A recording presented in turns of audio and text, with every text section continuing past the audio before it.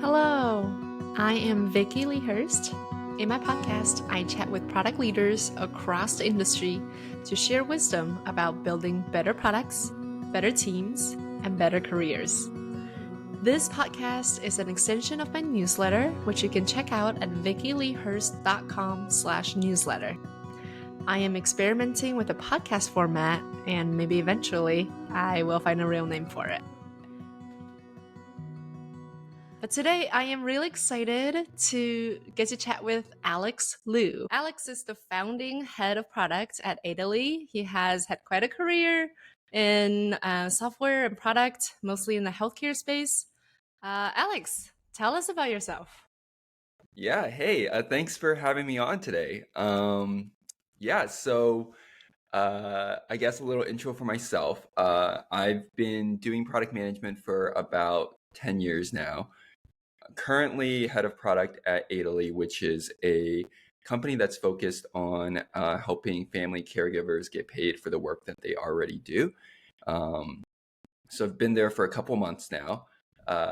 And prior to Italy, I've sort of jumped between startups and large companies. Actually, I studied biochemistry as an undergrad, so sort of have a science background, kind of an unconventional background for coming into tech product management. After that, I joined a startup for about 4.5 years in New York City, focused on building patient engagement software for hospitals. That was a lot of fun. And my two experiences after that were sort of at increasingly large companies. So I was at Verily, which is Google's life science division, for about 2 years, working on chronic disease management for sleep apnea in particular, and other conditions as well. And then most recently, before my current gig, I was at Amazon, both in their the care division, may it rest in peace, and also the Amazon pharmacy as well, working on prescription acquisition, various compliance products. So super excited to be here. Yay! This is my first podcast, and the intro about product wisdom. I don't know how much wisdom, but at least we're gonna have some fun. So We're gonna have fun. yeah. So, product management in healthcare. Maybe we just start with some definitions and our perspectives on what sets product management in healthcare apart from other industries. Yeah. So I think maybe it's good to start with definitions of product management, right? Because product management, I think I've seen is means I think there's a core of product management, which is literally in the name, which is you manage the product, which is what either solves a problem or delivers value to some customer, right? Right. What the form of that management looks like will be pretty different across different companies. And I've experienced different practices at Amazon, at Verily, at my old startup, at my current startup. But I mean, for me, I've always have a pretty simple definition of product management. For me, product management is really around one, knowing the customer and especially their problems, and then two, figuring out how you build a solution that helps solve those problems, right? It's simple, not easy, right? It's one of those things. It's you should exercise. Yeah, simple, not easy, right? So I think and obviously there's many layers of nuance. And then so we talked about product management, and then we talked about healthcare. Well, healthcare is 23% of the GDP, right? And the way I think about healthcare is actually 1,000 different sub industries, each of which are highly complex, highly interrelated. So definitely I cannot speak to healthcare broadly, right? I don't think anyone can. I feel most people in their career, if you're specifically focused on healthcare, you might be able to make a dent in one or maybe 2 or 3 niches, but it's hard to do beyond that, generally speaking. So anyways, those are some caveats. So I think to answer your original question around what is unique about product management in healthcare, well, I think a few things come to mind. I think the first thing is that healthcare is, and I'm going to specifically focus on like healthcare, more of like healthcare services. Like you were talking traditional hospital services, physician services, that sort of like versus the more, I would say, like generally speaking, when I think of healthcare, there's like the services aspect, which is, the large chunk of it. I would say like 75-80%. And then there's like the whole science aspect of healthcare, the development of new treatments, development of new medicines, which is like a whole, like pharma, that's like a whole nother industry, right? So I'm going to focus on like services for the most part, but I would say, um, I think one of the hard learned lessons for me is that, like, if you Google product management, you'll see all these resources, right? And there's some like really good ones, like Lenny Rachitsky, like Shreya's on Twitter, right? Like everyone's read them, and like Yeah. generally, like it's actually like pretty interesting. Like product management in its current iteration, I feel um really like took off in the 2010s, right, up until Mhm. now. So I feel like we are about like 13, 14 years into like this current generation. Well, actually, like I would say like it kind of started, it's a bit older than that. I would say it's like maybe 20 years, because I feel like it started more in like Google Mm. era, because like I graduated college in like 2012, and like it was an interesting inflection point, because like that was right in the after the financial crisis. So like when I was a freshman, a lot of like the hot job was still like investment banking, consulting, right? Like those were Mhm. like still, like it was still kind of like the finance era, and like tech was just starting to like really, become more like dominant culturally, and in terms of like its prestige, whatever that means, right? So like I and so anyways, like product management wasn't even like none of the career fairs talked about it. Like it wasn't really a thing. Mhm. And I feel like it was Right. really in the 2010s that it really took off with the ascendancy of like, now the top five companies are all the big tech companies, right? Like Right. Microsoft, Apple, Google, Amazon, right? Like literally Mhm. the top five largest companies are all these tech companies that all have product managers, right? Mhm. So all that to say, um, yeah, product management, I feel like is like a more recent phenomenon Mm. there. But it's actually like, if you look at the history, it's actually really interesting, because like the prior iteration of product management prior to like Google, because like Google was really the ones who I feel like coined it in like 2000, in like the late mid 2000s, with their like associate product management program. Mm. But Yeah. like actually, like the original form of product management, like based on my understanding, was like started with like like CPG, like consumer packaged good companies like Procter and Gamble and stuff, because they actually, this was in like the 1950s and stuff. They would hire these product managers, and it was actually more of a marketing function, right? So Mm. like the product managers sat in marketing, and they actually like were responsible for really going out, meeting the customers, understanding how the customers, what features the customers want in like toothbrushes or like Mhm. shaving cream, right? Like these very Mhm. physical products. And then like there was this switch to around like product management, and like the current iteration is more focused, I feel like, in most people's minds, around these software digital products. And Yeah. now I feel like it is, it's kind of like there's this arc where it's kind of coming kind of a full circle again, where like, I feel like now software is more mature, and there's more of this tilt back to like, okay, how do we embed software in hardware, in like these physical products like self-driving cars, and like, Right. things like that, robotics, and then or like development of pharmaceuticals, and then also like, with like the whole Brian Chesky thing about Airbnb, like they're folding Mhm. product from a tech function back into the marketing function. It's all uh combining software and yeah. like real world and software experiences.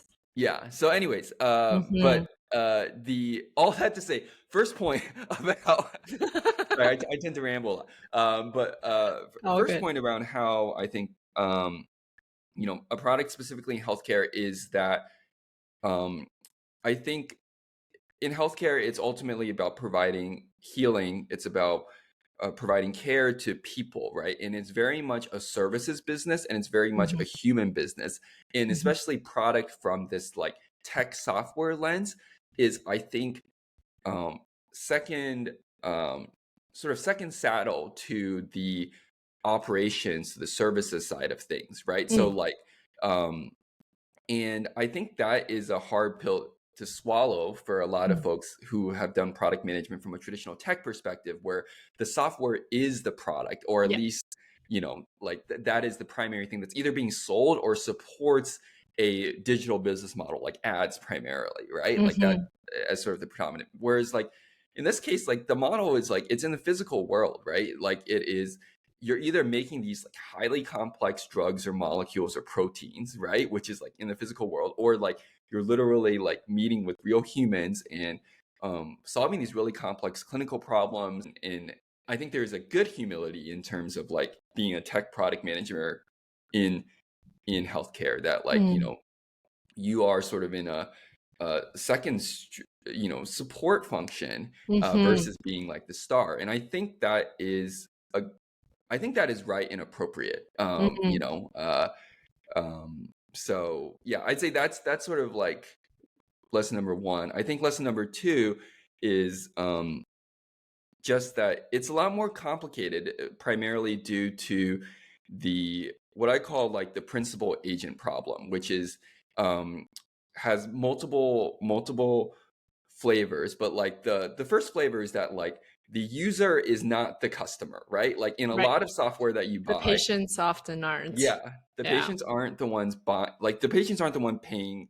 Definitely not directly for your software, assuming that the Right. good is software, right? Like, Mhm, and they're not even ones paying the provider directly, right? It's the insurance company and technically the employer who is then deducting those wages mm, from the patient's paycheck in a pooled mhm, way, right? That like just very much changes the dynamic, right? Because you have mhm. to very much think in terms of second order, third order versus Yeah, just like, oh, I'm going to build this thing that like I think is, super great. And like yeah. what that also means is that like the unfortunate reality is that most of the software in healthcare is pretty bad from a user experience perspective, like particularly because of that reason, right? Because the patient doesn't pay directly for the software. The patient doesn't even directly interact with the software in a lot of cases, right? Mhm, The software is there, back to the first point, to like support this broader um, business model. mhm.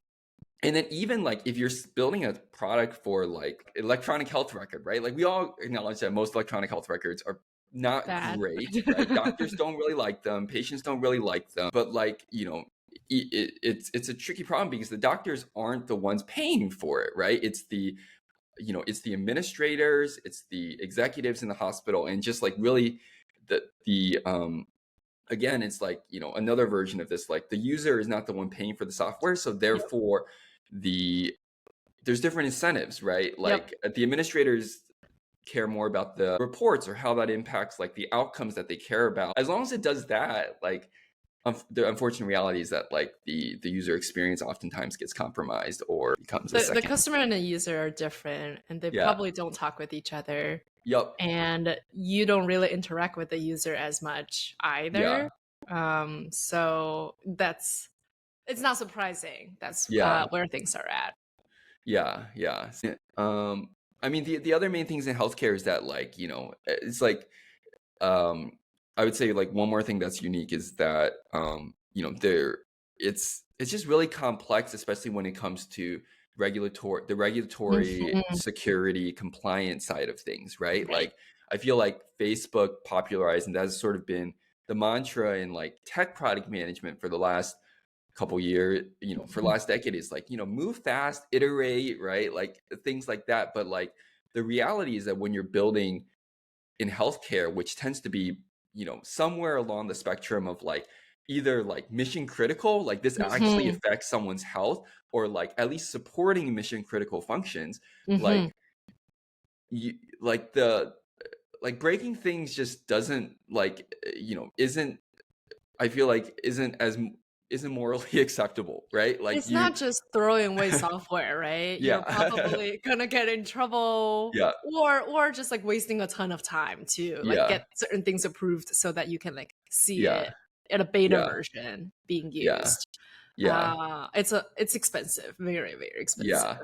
But I think I've sort of seen that as like over time is that like you do have to be in it for a much longer haul. You have to be more patient, but it is Hmm. a way of like, these are ultimately very trust oriented businesses, right? Like the trust and the brand are built over decades, but they can be lost in a moment, right? So Yeah. like I see the compliance and security process actually like, I used to view it as like a burden, right? And it is like, it can Mm, be onerous for sure. Like there's no way around that, but it's mm, actually key to building, trust is an important part of the product. It's actually part of the process of building trust, which is, you know, especially important in healthcare, right? Because mm, people are trusting your software, or people are trusting your product with their health and their livelihoods, right? Which is totally. yeah, I think it is not for the faint of heart, I would say. Yeah, I think there's that element of like really understanding, or like for people working in the software space. I'm only Yeah, gonna like restricting to that, like PMs, maybe to a certain extent software engineers, but like understanding like the compliance, the security, the privacy restrictions is like a, if you work closely with those products, that's like I would say like a must have of like just grow over time, like yeah, grow that sense of like, okay, what are some features that would be illegal to even propose yeah, and waste my time writing a doc on, right? yeah, yeah, And I think that kind of mental model, I talked a little bit about this in one of my newsletters, like that kind of mental model is applicable to like tech product managers as well. yeah, Like I have seen PMs in just tech, not healthcare, but just like in tech, yeah, proposing features that are literally illegal in like yeah, Europe, right? With like, yeah.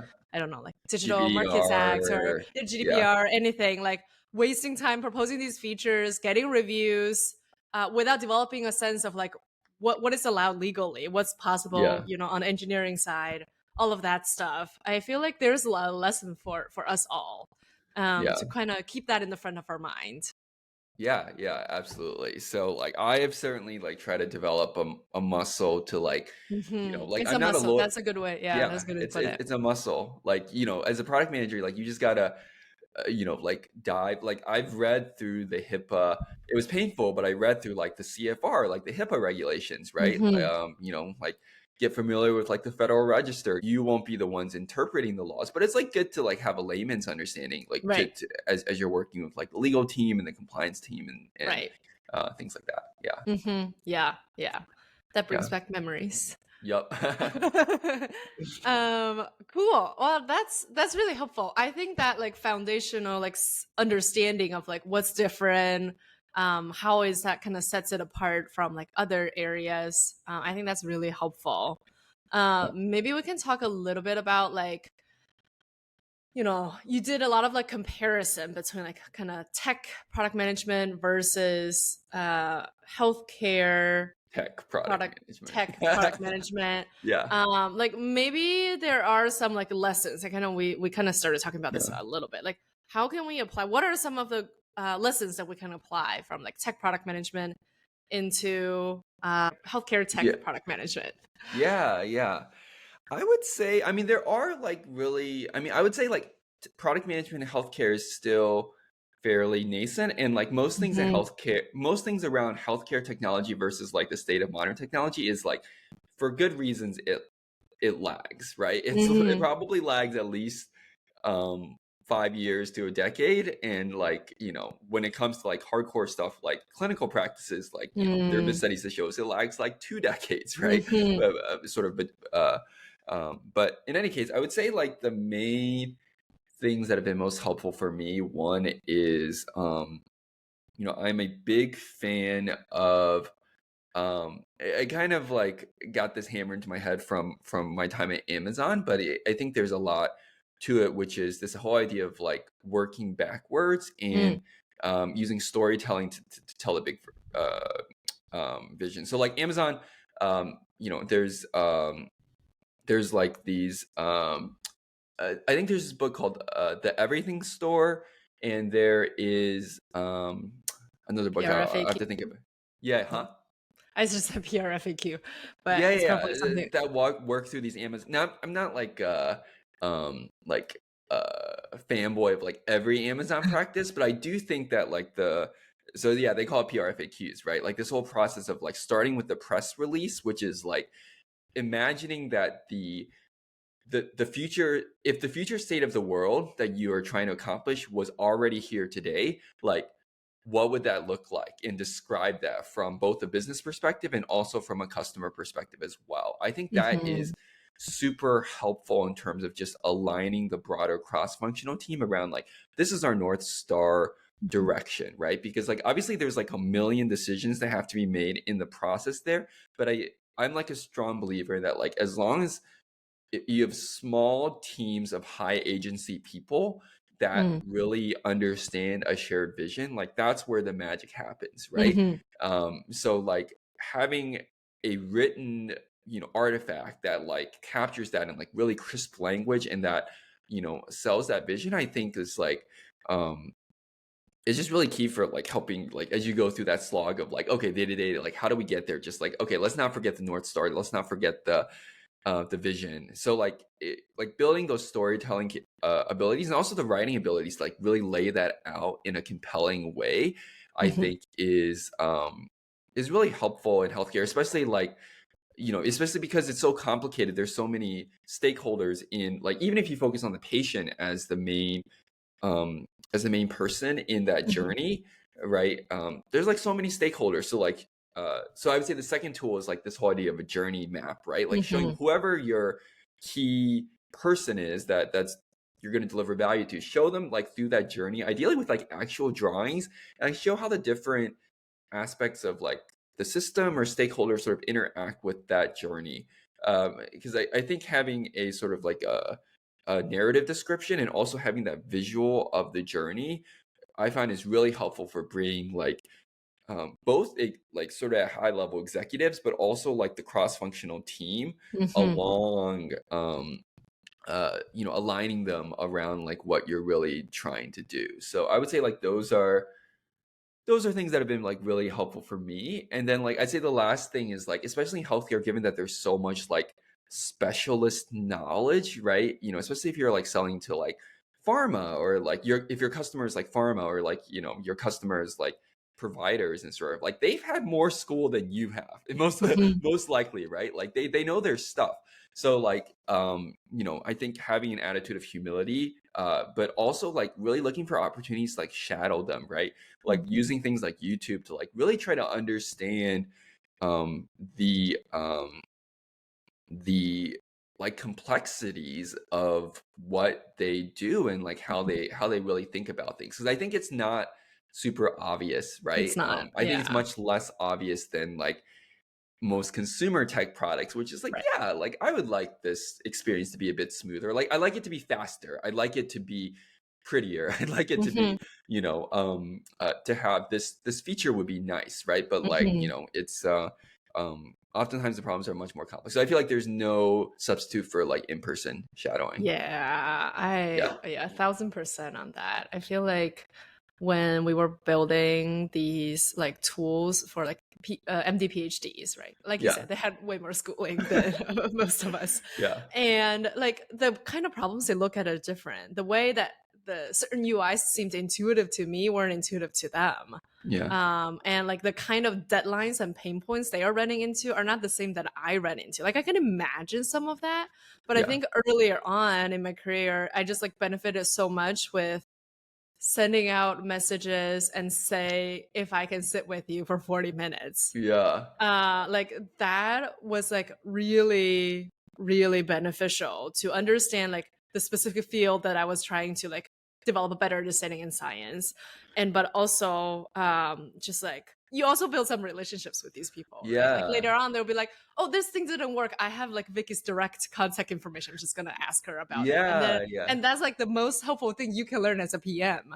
Yeah. Um Yep. rather than them like finding the support email or phone number or like Yeah. whatever. Yeah. Yeah. Yeah, I feel like that kind of like in-person learning, whether you can get it like with a direct user themselves or like through these like media, lots of people are sharing online now like Yeah. through these means, that's really helpful. I was also curious earlier, you said about this combination of like working backwards but also using like journey maps and the drawing, the two combined, like helps align everybody. But I also wonder if in your experience it helped with like developing issues or problems earlier on rather than like Yeah. however long this feature is going to develop, like 6 months, 2 years, like Yeah, however yeah, long that is. yeah. Like, has that ever come up for you? Yeah, for sure. Like, I'm definitely a big fan of like, when it comes to like product management influence, like Marty Kagan, right? He wrote this book Hmm. called Inspired, which is, really around, I think it really changed my mindset because I think around just like the value of surfacing like, well, one of like failing fast and Yes. like surfacing like faulty assumptions as early in the process and as like least expensively as possible, right? Because like Hmm. the biggest expense for most product tech organizations is labor, right? It's the time Hmm. that there's probably more engineers than you who are spending building the wrong thing. And if they build the wrong thing that doesn't deliver business and customer value, that's on you as the product Right. manager, right? So Right. like you want to surface that as early as possible. And actually like there's a huge value of like I'm a firm believer in like prototyping, right? Like the cost of Hmm. prototyping has gone down so much, especially for Hmm. software products, right? In Hmm. terms of like, especially now with Figma, you can like almost build like an almost functioning app, especially now with like AI and like, you know, ChatGPT, like some of the tools that I want to talk about later. It's like the Hmm. cost of prototyping has gone down so um to so little compared to the past. So I would say like, before you actually write like a single line of code, Hmm. really like get out there with the prototypes, right? Build the prototypes, get out there, do many conversations with whoever your core customer or whoever your core beneficiary is. And like, before you invest in the code so that you can be fairly confident around the hypotheses that you're making. Yeah. And you'll still be wrong for sure, but like the goal is to become less wrong over time. And it's a win if you discover Yeah. you're wrong after spending Yeah. a day in Yeah. Yeah. Figma versus like, Yup. I Yup. don't know, five Months. sprints of your team's time, right? That Right. is a win, and that's worth celebrating. Yup. Because Yup. that's a cheaper mistake Yup. than Yup. a Yeah. later one. Make cheaper mistakes. That I Right. think that is the like a good hard one lesson. Yep, yep, yep. I love that. I love that. Okay. So one more thing before we Yep. switch gears, right? Like still as we're talking about product management and healthcare tech, can you share one or two examples of product management strategies implemented in this field that, made some kind of an impact, however you define that kind of impact?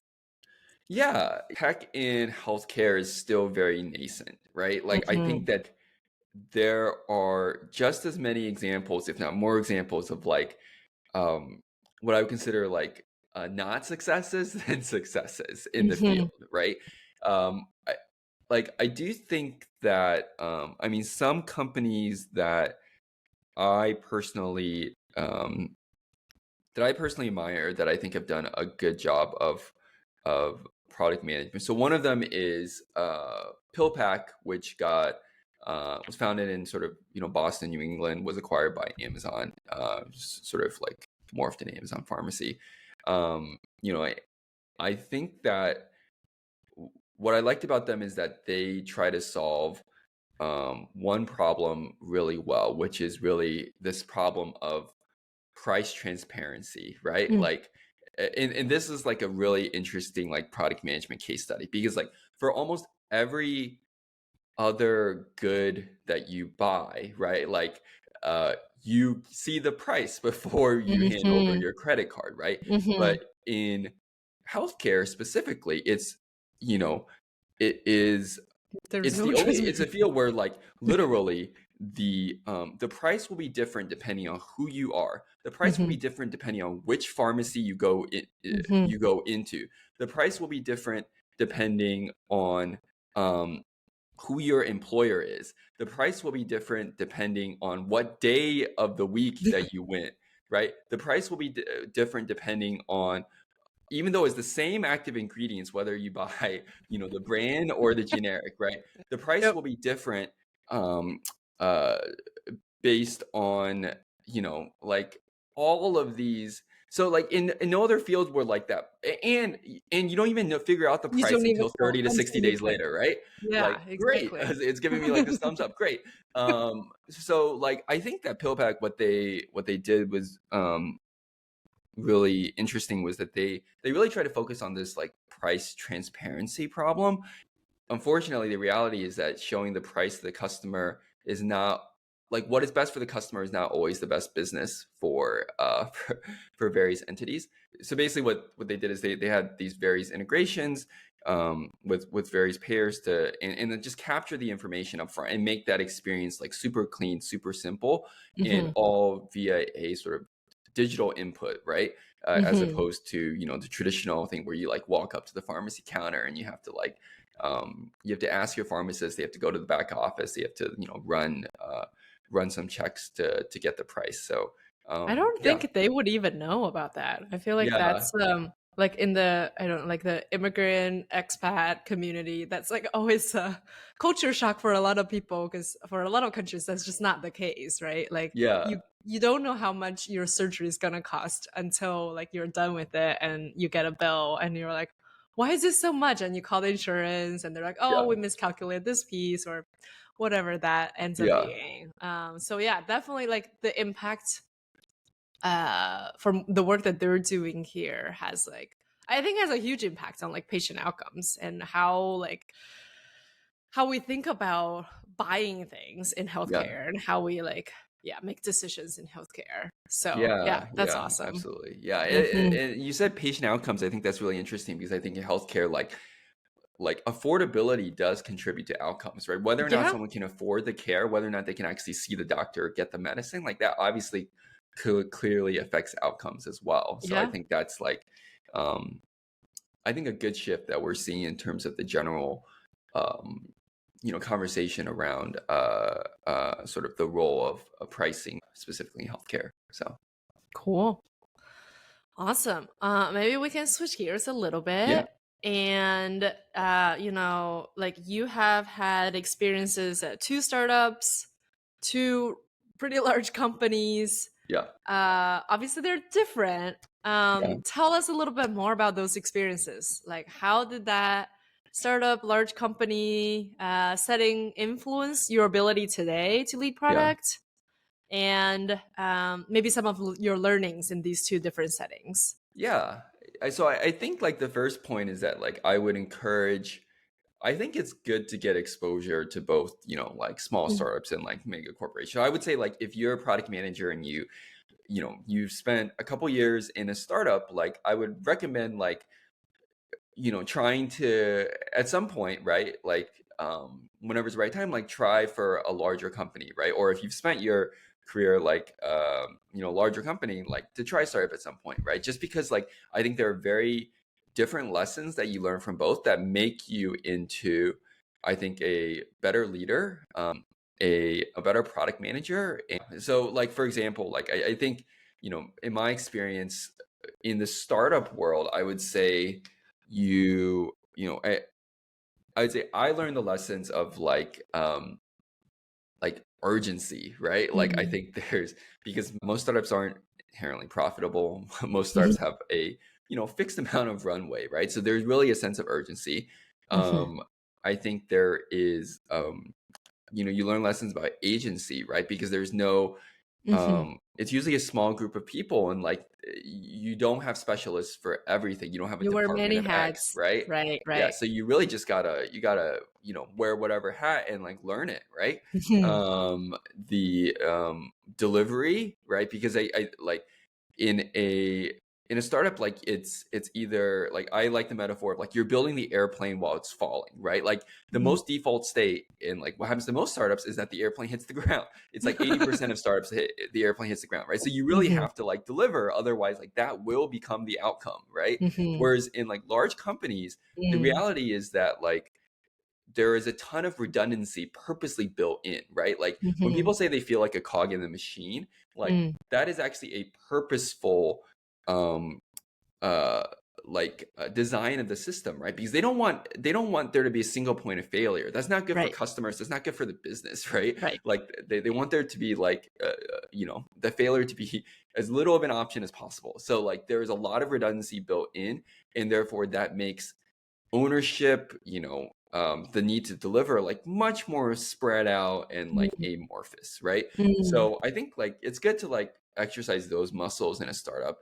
I'd say at a bigger company, like you do get to learn things about, like, one is scale, right? Like, Mm, I did not understand what it means to like run at like a Google scale or like an Amazon scale until I was mm, there, right? Just like the number of customers you serve, the number of mhm. requirements. It's not just like you a couple customers and like their requirements. It's like literally the requirements of all of society are like imposed upon you, right? To some degree, and I think that is humbling, and it's pretty cool to see that.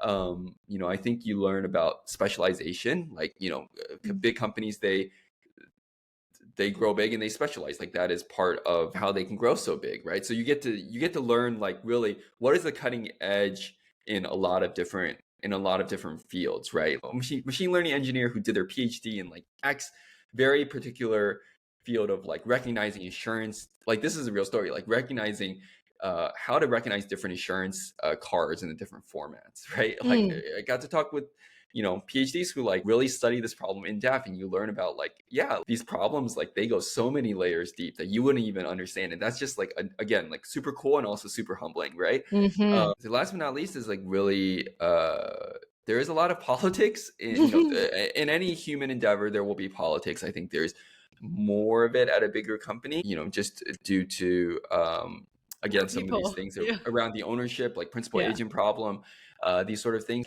There's like a healthy dose of reality that around that you learn. I wouldn't say like go full Machiavellian. I don't think Mhm. that's good, but like the I think just being aware of like yeah, what sort of resources are in contention within these sort of like large companies, and how those resources are contended for is Mm, I think it's a good thing to become cognizant of, for sure. mhm. Yeah, that makes sense. Because I'm a product coach, I'm very big into there's value in creating space to reflect on our past Yeah. experiences, on our current situations.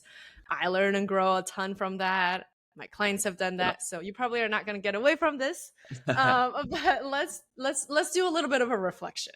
Yeah. Tell us a little bit about just over the past decade in product management in this space. What are some of your lessons learned? How has these lessons or skills impacted your life? Anything you feel comfortable sharing here, we would love to hear it. Yeah, I would say, like, definitely a couple lessons. The first lesson would be, I think it's just like, as I've gotten more mature in my career, just like the space of what I realized that like I don't know has Mm, just like grown mm, larger and larger. Starting my career, definitely, um, I think there's a lot of hubris. I think there was, like I thought I went to a pretty good college. So I was a pretty hard worker. You know, um, thought I learned things fairly quickly. And now looking back, like, it's honestly, you know, like, just realizing like you don't know anything, right? mm, Like, like, and I think that is both humbling, but also incredibly freeing as well, because I think like we, at least like I realize for myself, like I feel like a lot of times, especially in like professional settings, like we all tend to put on various masks, especially masks that mhm, show like, oh, like we're competent, like we are smart, we are like we got everything under control, right? Like, I feel like those mm, are like a general, like, especially in like product managers, like, tend to put on those mm, masks, and that's part of the culture. And I think that I have seen the most growth for myself is like acknowledging like, hey, like I really um don't know that much, and like very much still a work in progress. And like I think that frees you up, because then you don't mhm, feel like you have to keep putting on those masks, right? Like, mm, I'm not saying you should be sloppy, like you should put in a good effort in what you do, mhm. but like um I think But have the humility. Like, yeah, humility yeah. is good. Yeah. Yeah, I think that's been, and I think I've grown.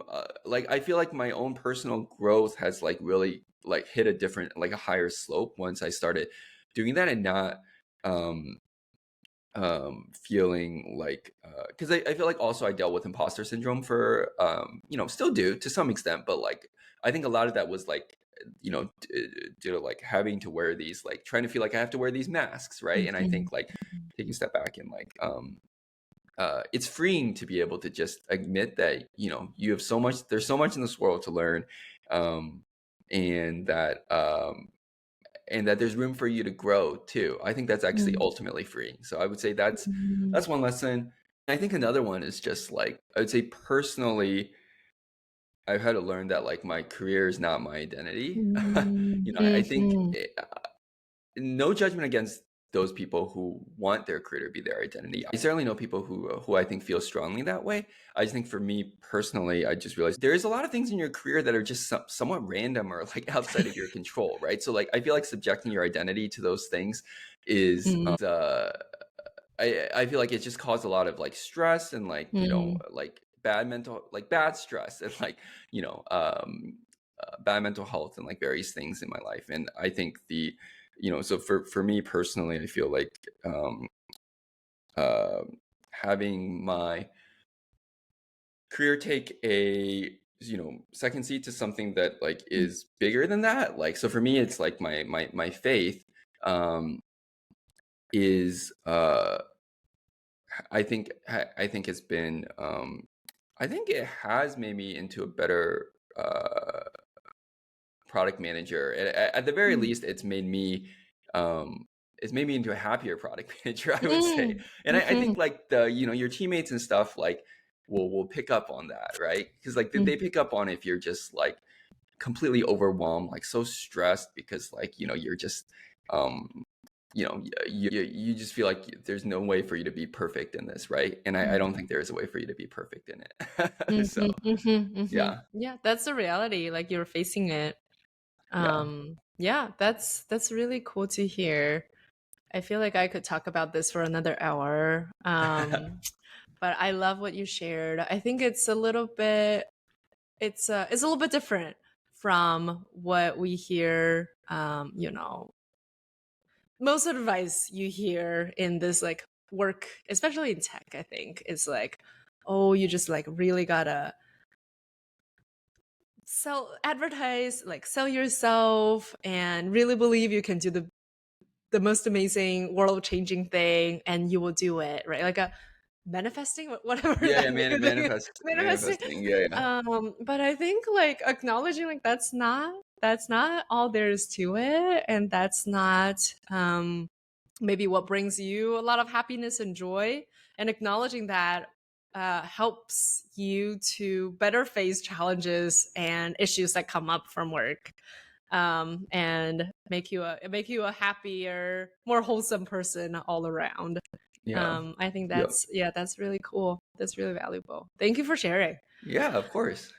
Well, anything else in the lessons part that is worth digging into? I think the I mean, I would say the last lesson is like, I mean, this is Mm. again just a general opinion, is that like I would say um like I feel like in the product management community, there's a lot of like emphasis on like frameworks and things like that, right? Oh And yes. I think that a lot of that comes from like sort of like a consulting sort of culture that is, Hmm. and I think frameworks certainly can be useful, but I would say they are definitely not sufficient, right? Like I think Not. I think at the end of the day, it's like you know, for me, what I've found to be most helpful is just that like you're working with humans, right? Like each human is unique and each human has their own values, their own goals. And it's like at the end of the day, it's like you know, uh, I feel like as a product manager, more than like focusing on like, oh, what framework should I use? Or like, oh, Right. like what tech should I use? Or oh, what tool should I use? Right? It's like I feel like for me, all problems are ultimately like human problems and like alignment Mm-hmm. problems between humans. So I would Mm-hmm. say like it's almost a more important as like a sort of like a meta skill is to like um yeah, just be human with like Mm-hmm.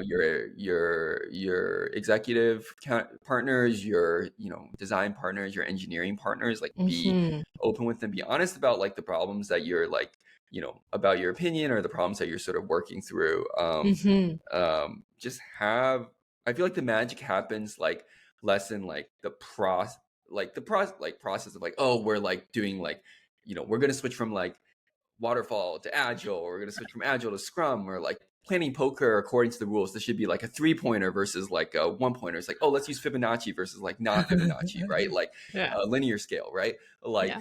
I feel like those are all sort of second order problems. I say the main problem is like really trying to understand the human that you're working with, and like what is really like what are they excited about, what are their fears, what and really engage at that level. And there's no recipe for that, right? That is Exactly. just a um you know that is an output of, one, you actually like genuinely caring, and then two, like I think there is a part of a muscle that can be um developed over time, especially for like folks like me who's like somewhat introverted as well. Mm, Like I think you can mhm, develop that muscle over time. So yeah. Yeah, I definitely agree. I feel like frameworks, I have definitely looked through these and I have yeah, definitely like tried some of them, and but like you said, like none of them were sufficient, right? Like I think they could be helpful as like a brainstorming point. yeah, Just like ChatGPT could be helpful as yeah, you like a brainstorming something, but this is not it, right? Like you yeah, are still the person making these decisions. And you are still going to consider all these other things that the framework writer didn't know about your yep, particular challenge, your product yep, area, your stakeholders' challenges. I really, yeah, really like what you said about just like approaching these from like a human way. Like when you are working with others, like try to understand like their pain points, their problems, like what's motivating them, what are they care the most about. Kind of like the same way you approach just like product or product discovery work with your customers or your users, like the same kind of mindset. This idea of being like brewing in my head, I don't have it fully fleshed out yet, but just like everyone is like a product manager in a way, or hmm like a lot of different areas use product management skills yeah, in addition to what you already used it for. And like I think this is one area that like we can approach it with, like this is a full problem that we're trying to understand. Let's look at like different dimensions and not say like, okay, here's a framework, I followed it, I check a box yeah, and I'm done. I yep, certainly feel like that's the tendency that makes us feel good, because we all yeah, like to check it, boxes and like be yeah, done and like feel accomplished, but yeah, it may not be sufficient. right, right, yeah. It is a form of productivity, but the most productivity happens when like humans are aligned and like bought in Yeah. and like and Right. feel connected to each other. Like that's where the magic happens, and like there's Right. no tool that can help you solve Yeah. that. Yeah. I love that. I love that. It's a Yeah, it's a human job. yeah, Um and it's a good thing that it's a human job, yeah, right? because If it wasn't, AI the won't be AI able to can replace replace that. you Yeah, yeah, right yeah. away. Yeah, yeah. Until it can develop, desires of its own, which are Right. fully aligned with the diversity of human desires, like it can't Right. replace that. Right. Right. Right. Exactly. Yep. Cool. Let's see. Can we move to my slides? Yes, let's do I have it. I have slides. All right. Yeah, Uh, and Vicky is not prepared for this, but I'm actually gonna turn this around and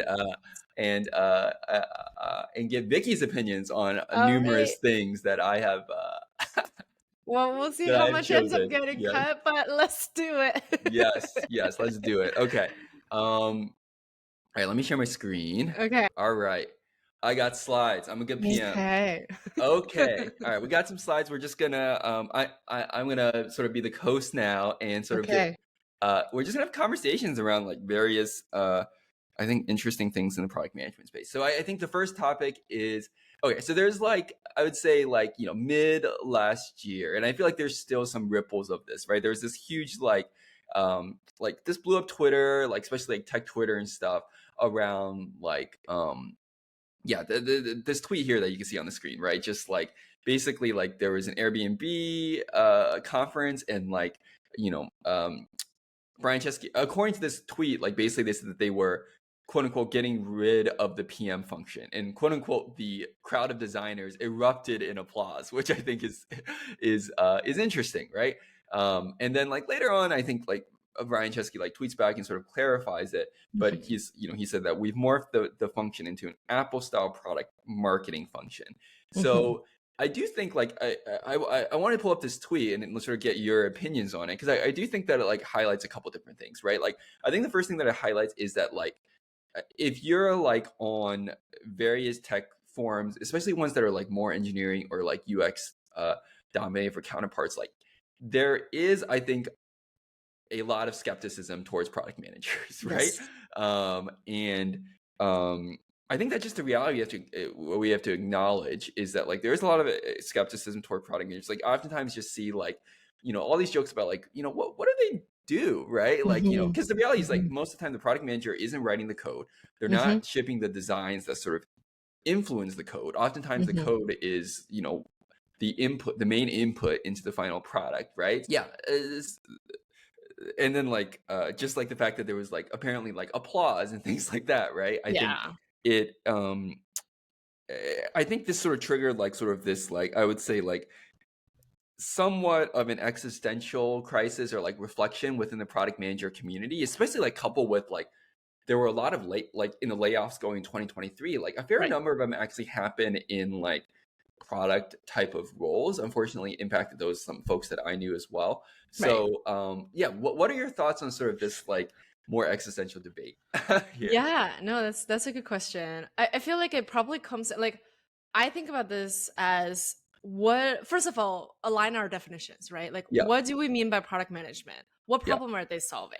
yeah, And to me, the fundamental piece of product management is you, the product manager, figuring out what problem you're solving, how to solve it through software. I'm talking about software product yeah, managers, and how you add value to yeah, your customers that aligns with your business goals.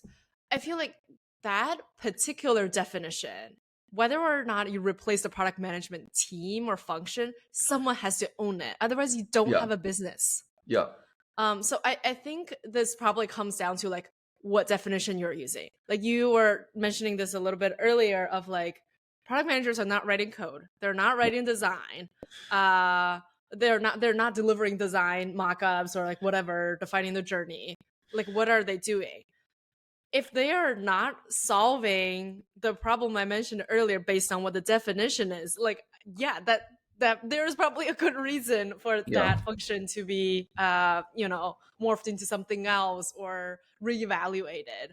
But I'm a strong believer that like this particular, I'm calling the product management problem, whether you solve it by product managers yeah, or you get an executive team to do that, like whatever that form is, yeah, someone has to solve that problem for the yeah. business to exist and stay in business. Yeah, absolutely. Yeah, I love that, because I think one of the things I've realized that like product management as a function does not have to be worn by the product manager. True. Oftentimes, like initially, for most startups, it's worn by the CEO, right? Because they have Yep. a very strong vision of the product that they want to deliver to change the world, or it's worn by I think this is actually often like the ideal. Like if I were to start a startup today, like I would not my first 50 hires would not be product Yeah. managers. Yeah. I Yeah. think it should be worn by an engineer or designer, or myself, who is like has that ownership, who can answer these higher order questions of like, what exactly is the problem we're solving, what are we saying yes to, and what are we saying no to? Because I think that's like a really tough problem, right? You have to say, Mhm. I mean, this is like a Steve Jobs quote, is like, a lot of it is just saying no, right? That is Mhm. but it's like really hard. It's a lot of judgment to figure out what to say no to, right? Mhm. And like um yeah, I think but then like at some point, like there is enough, the product is complex enough, and the company starts becoming specialized enough that there is like room for someone to really specialize around this like this function. But like it is such a yeah, I mean, I think part of the reason why like PMs get a lot of hate is like it's a really hard job, and like um a lot of times you get it wrong, and like it's the reality is that like UX and engineering spend months, years working on this thing, and like it wasn't that successful, or didn't feel like it was that successful, right? And that's Mhm. like ultimately that's on you as a product Yeah. manager. Like you got assumptions wrong, Right. the direction didn't solve the need, or didn't solve the need enough, is Mhm. oftentimes the bigger problem. So yeah. Mhm. Mhm. Yep. Okay. All right, next one. Let's do the next one. All right. There you go. Product manager influencers. So I guess this slide was I don't know if you've watched these. There's all these like TikTok videos about like day in the life of like I a don't meta have a TikTok product account. manager. Okay. Anyways. I Uh have seen a lot of these day in a life product managers yeah. and like live recordings, or I don't know if they're live or reenacted, but like recordings of like product Yeah. managers getting fired or like things like that. Yeah, I guess I'm curious, like, the bring this up because I think it's super interesting because like a lot of these videos is like people going to like really like cushy jobs. Like, oh, I wake up Mm. at 9 a.m. Like, I go to, I'm in the office at 10 a.m. I like make myself an espresso and like, go to get avocado toast. Now it's 10:30. Then I check a couple emails, and now it's time for like lunch with my colleagues. So I go to lunch at this like nice new restaurant pop up that opened next door. And now it's like 1, and then I come back and I like check a couple more emails. Time for a coffee break, right? And then it's like you have a coffee break with like in this case, like this product manager was sort of working at a pool, with Okay. she's working at a pool, right? Like you can Uh-huh. sort of tell she's Okay. working at the Sure. pool. So like it's just interesting because this like got a lot of again, like sort of like with the previous topic of like I feel like sort of this existential Mm. crisis. I think this got a lot of like hate, especially from like Mm. um other functions in tech, right? Right, right. When So they're working really yeah, hard. Yeah. yeah. So like, do you have any opinions on this? This is really interesting. First of all, for those people who get up at 9, they don't have a They toddler don't have or a kids, baby. yeah. Yeah, So I guess we'll live your life where you can. No, that's not my take. That's very interesting because I feel like general like I don't know a product manager influencer as well, but like the real world product managers that I'm friends with yeah, often live the opposite of this, right? yeah. Like especially before we all had kids, like I feel like people had a different outlook on this thing, like a very different. And I don't know if people made videos about that or this is just like a post Yeah. pandemic thing. You should post the Um, day in the life of the what I for do for a living. It's like wake up at 4:30 a.m. for the 8th day in a row. Spray the nasal passages of my toddler. Sit with them for an hour while they try to go back to sleep. No, I'm just kidding. Yeah, I mean, there's a little bit of like the kind of people that are loud about these kind of things Yeah, gets attention for being loud and like something controversial, yeah, right? So I feel like there is an element, and that's what social media is there for, and yeah, we should all stay away from it. No, just kidding. But for certain people, there may be value to stay away from it, to not get that kind of influence. But I like, where is this person working? Like, what kind of product do they work on? I'm I think curious. they worked at Facebook. Okay. Yeah, but And they like, still have what product are they working on at Facebook? I mean, there's a lot of product managers at Facebook, so yeah, yeah. Like as far as working from a pool, like that's not my business. If you get yeah, your job done, if you are solving the problems that I was mentioning earlier, you are adding value to your company and your customers, and like you're doing all these things. Working from a pool, I don't care. I just don't have yeah, a pool in Boston. But if you have a pool in your backyard, do it. yeah, But I think what matters here is like, how are you solving the problems in product management? Maybe for some people they're most productive on weekends or evenings.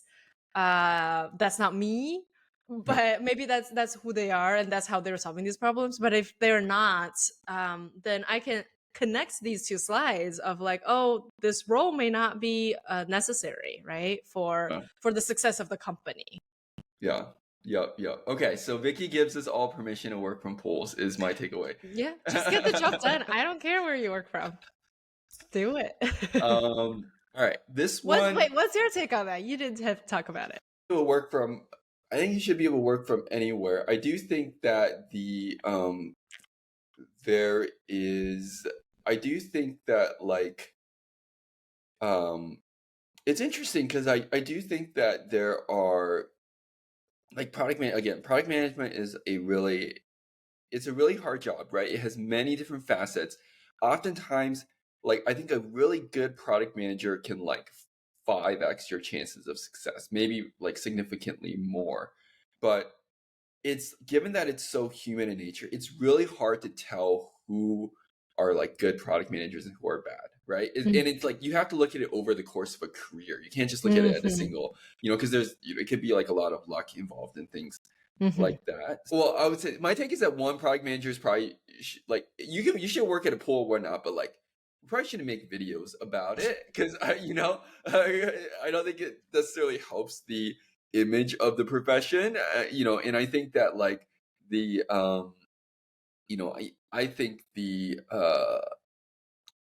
best product managers I know are pretty I think let their work speak for itself versus uh and really I think um this sort of to this slide here around this idea of collapsing the talent stack. I do think especially in the age of AI, the best product management jobs will be all I think have a the product managers need to get their hands dirty, right? They'll need to like even more so than before, especially given how you know easy the tools are to use these days, Mm-hmm. right?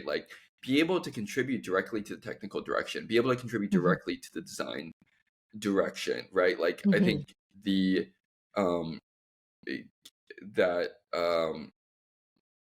the there's this whole there's also this really tweet about product management being one of the three prestige positions in tech, right, Mm-hmm. along with Mm-hmm. founder venture capitalists. I Mm-hmm. think that we will increasingly have to earn that, right? Mm-hmm. That previously there I think a lot of this backlash has been that for whatever reason maybe there was this association of prestige, but it wasn't clear what the output of product management was, right? I think Mm-hmm. that um in the future we'll have to increasingly earn that by founders, especially they're there in the trenches, they're pulling, first one in the office, last one out of the office. I don't think a lot of aspects of hustle culture are good, but Sure. the leadership has to be that respect, and that leadership has to be earned, right? Especially among Right. the other members of the team who are you know driving the code and the design and stuff. So I do all that to say I am a big fan of product managers not just quote unquote doing emails, but you should that is important because that's gathering information, right? That's trying to align people, but um moving more into actually helping build a product. I think in the future Mm-hmm. there will be um aside from the really big companies where there is this specialization, I actually think in startups and stuff you're going to see less product managers because the you're either going to see product manager roles that are have the expectation of doing coding and design sort of Mm-hmm. folded into it, or you're going to see more engineers or designers who are actually taking up that function, right? That Mm-hmm. Mm-hmm. I think that the very there's a very 2010s to COVID era phenomenon of oh, hire a product manager, um but I think those days are over, right? I think that was very zero interest rates phenomenon that um product managers are going to have to even more I think they're going to have to become more technical. I think they're going to have to contribute more directly. I think they're going to have to earn their keep more than in the Mm-hmm. past. Mm-hmm. So Yeah, I think one more note on that, working from a pool or whatever. This is something I've been recently thinking about since I started my own business, and yeah, I wear a yeah, product manager hat a lot, yeah, as a business owner now. But some of my best ideas all come from me just saying I need to take a step away from my screen. I put on my shoes and just yeah, walk around the block and thinking through a hard problem I'm trying to get through, right? And I talk to myself a little bit, get my notes out, do that kind of work. Again, that's maybe the equivalent of working from a pool. I'm sure if I had a pool I would yeah, use it, but because I don't, my walking is my pool. And I think that's beneficial for me. Yeah. Just like I'm not in front of my laptop or writing code or anything, but I am getting my work done. I am like solving whatever the problem was in front of me. So yeah, I don't care where people work. Yeah, yeah. Just deliver what you need to deliver. Yep. Yep. Okay, cool. I guess like curious what are well, you asked me to prepare like what are some resources that I think are good Yeah. for product managers in healthcare. So I would say like for me like two well there's one that I didn't include on here, but like I would say two resources that have been super influential in my career. One is like the Lean Product Playbook by Dan Mhm. Olson. So I recommend that to every product manager because I think it especially helps like, I think one of the core jobs to be done of a product manager is like try to find product market fit, and like Mhm. I think he is one of the best definitions of that, and Mhm. like what it means when you actually have product market fit and how you can tell if you have product market fit, and like a strong focus on like customer discovery in addition to just like I think a lot of old product management culture tended to index on like delivery, so like Mhm. methodology delivery, but like I feel like discovery is actually um oftentimes the more important part to make sure the direction you're Yes. going is correct. Yes. And I'd say the I second, would add, in yeah, addition to product managers, like founders or like solopreneurs, entrepreneurs would all benefit from that kind of thinking as well. Again, like yeah, going back to like we're all product managers in this like innovation space, I think. yeah, And if you are like starting your business or whatever gig you're doing, like going through that process of product discovery and yeah, continuously going through that process of product discovery is going to be really beneficial. yeah, absolutely. And then I'd say the other thing is like if you haven't read it yet, I think in terms of like general healthcare, out of pocket health is like a great resource. By this guy named Nikhil Krishnan. I recommend everyone sign up for the newsletter. I've definitely learned a ton from it. So, yeah, any resources you would recommend, Vicky, that have been helpful for I you or Yeah, I also read some of Lenny's newsletter. okay, Lenny Oh, and Rachitsky, also, yeah, and also the Inspired, and later on, Marty King also wrote Empowered and Empowered, yeah, Loved. yeah, So those books are helpful. They're very easy read, like yeah, airplane read kind of thing. yep, I think just like getting the basics and the philosophy behind those. And I think like this again, going back to this idea of like not a single framework or not a yep, single book is sufficient. Kind of like synthesize that and pick out the pieces that's relevant for your current stage of yep, product management. Maybe reread some of these later on, but like pick out what's relevant, apply in your situation, talk with a friend or a thought partner, like figuring out what's challenging what you're grappling with. Yeah, but those are like some of like top of mind some of my top of mind. I think research wise, like I can read a lot of information, but it doesn't like register yeah, or like helps me apply. What's helpful for me is just like dedicated time to actually think about like strategy and execution questions. yeah, Um, and sometimes I like talk with like a mentor about it. But sometimes I like go on a walk. I don't know. That may be personality dependent. I'm not super yeah. extroverted. So like find what works for you. Yep. Yep. Yep. Awesome. All right. Let's see. My last slide is about so we said that like again, tools and frameworks are not sufficient, but I do like to I mean I do think it's helpful. So I would say like some tools that are especially helpful for me as a product manager. So one is Kagi. So it's basically a search engine replacement for Google. Since Google there's a lot of like SEO fluff that's these days. Like there's a Hmm. ton of it, right? Whereas Hmm. Kagi is like focuses on finding human created sources, especially in this age of like AI generated Yeah, content. yeah. There's just so much fluff. So I would say like being able to, because I would say especially in healthcare, the key information in healthcare oftentimes lies in this like 70-page PDF on some like obscure government website on like page 45 paragraph 3, right? Is like the critical linchpin information that you need. So like being able to find that information, I think especially in healthcare is like really important, right? Given that you sort of deal with information. YouTube, everyone knows YouTube, but I actually think like YouTube is a really great source for like finding because in healthcare, like you are very likely not the only software. Like you will be integrating likely with other software like electronic Mhm. health records, right? Mhm. Integrating with like clinical research software, like various systems. So I would say like it's been super helpful for me to go on YouTube and just like search like what are the top leading software and like watch the demos or watch the trainings, because oftentimes hospitals or like various organizations will post these trainings, and like understanding the existing workflow I think is really um really useful, and being able to see that like getting that tacit knowledge of like a real user versus like like the book knowledge is like Mm. helpful. And then last is paste. So like I feel like having a clipboard manager changed my life, like because what it basically does is it saves a history of like I feel like the most important keys for a product manager are Control C, Control V, right? Like that is like,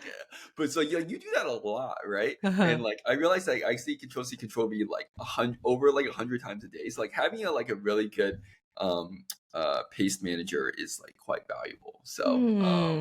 yeah, I would recommend it. That's really Yeah, interesting. This is why I like didn't think about podcasts until talking with you, right? yeah, Like I consume work knowledge and bullet points. That's just how my brain thinks. Like yeah, some of the like even with like Lenny's newsletter, like I skim quite a bit because it's yeah, just long for me for like work content. yeah, But like I haven't tried consuming like work content through like YouTube, but I will acknowledge that I consume like interviews, like user interviews, or yeah, it's like, oh, how does I don't know, like a clinician do this? Like I would yeah, consume yeah, that on YouTube, but like as far as like I don't know, like product management knowledge and whatnot, I haven't tried that. That's like a new yeah. thing I'm gonna explore. Yeah, it's like less like product, like specific knowledge about how to be a product manager, Uh huh. but more around like finding about like our users in healthcare specifically, because I think like they tend to Uh, be, there's like so many different types of users. They all very complex and you like unique differentiated jobs. So I think being able to like, I don't know, for me, like being able to go on YouTube and find that stuff has been super good. Yeah, interesting, interesting. yeah. Yep. All right, you Cool. survived my I guess reverse Yay! podcasting. Reverse bias. No, this is really good. I'm impressed how prepared you are. Yeah. Thank you for like all your time preparing for these, but also doing this with me. I know it's an extra thing added to your No, of routine course. on top Yeah, of this was a getting lot up of at fun. 4:30. Oh, overrated, underrated speed round. See, Oh, AI is replacing product managers. yeah. That's overrated. I think AI is replacing a lot of jobs in tech is generally overrated. I'm trying to find this like graphic that I found recently that was pretty interesting. Here we go. Yeah. So I don't think AI will replace product management, but I do think that like so there's this whole like pipeline of like MBA to product management, right? Like I Mhm. feel like that is like a pretty common pipeline. But it's actually really interesting if you look at trends basically since like leading up to COVID, you see that like MBA like program well, one, acceptance rates have gone up over time, but Mhm. also the statistic I'm trying to find is that um which I can't find right now. But basically is like if you look at like the MBAs being able to find like product management jobs Afterwards, uh uh-huh. afterwards, like there's been like a very marked drop in that since Mhm. COVID. Like there's been like up and then like a pretty market drop. Mhm. And I think that there's like multiple factors contributing to that. One is like, you know, I do think that like the generally is like some of the uncertainty around tech and the economy right now, like obviously that contributes to it, but also like um I think AI like does contribute it to some degree, right? Like I think a Sure. lot of the more mechanical aspects of some product management jobs, like actually they were more project management jobs, right? Like they Yeah. were just like there already was a plan. You just had to like keep the train on the track, right? Like Yeah. I think that a lot of that will be automated away Yeah. over time. And I think Yeah. a lot of those jobs will go away. I think that the harder problem, like understanding your customers' desires, understanding Yeah. their dreams, understanding how you can uniquely solve those more than any other solution, like that won't go away anytime soon. Mhm. And I also think that like AI will make it so that the smaller teams can accomplish more. So I think like folks who are interested in product management in the future, I think like I certainly recommend them like make AI your friend and not your like replacement, right? Like, Yeah. because tools like ChatGPT, like tools like these AI prototyping tools are incredibly powerful, allow you to do like way more, way faster than I think, Yeah. what we were able to do even like 2, 3 years ago. So I would say like Yeah. that is a real opportunity. Like always like increasingly become more technical, better at design, but also like leverage those tools, Yeah. because in the past this would have been like crazy, but I think we'll see more and more like 2, 3 person startups that are shipping like $100 million companies, Right. right? Right. Like Right. that and like maybe even to the point of solopreneur, although it's hard in healthcare just because of all the regulatory overhead and stuff, but like you already kind of see it in the consumer space where like much smaller teams are shipping much higher revenue generating larger companies. Like I think we'll also see that, like obviously healthcare lags, right? But like I think that Hmm. is like a trend that is not going away. Hmm.